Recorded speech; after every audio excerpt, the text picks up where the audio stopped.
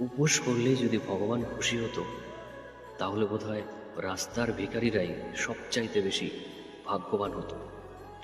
কারণ সবচেয়ে বেশি খালি পেটে তো তারাই থাকে। সকালে ঘুম থেকে উঠলেই যদি ভাগ্য ভালো হতো, তাহলে বোধহয় খবরের কাগজ বিক্রেতা বা সবজি বিক্রেতারাই সবচাইতে বেশি ভাগ্যবান হতো।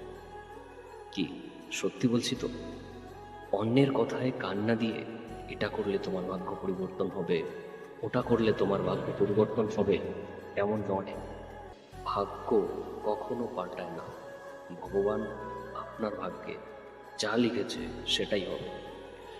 প্রত্যক্ষভাবে বলা যায় যে কর্মের দ্বারায় আমাদের ভাগ্য পরিবর্তন হয়, কিছুটা হলেও সত্য।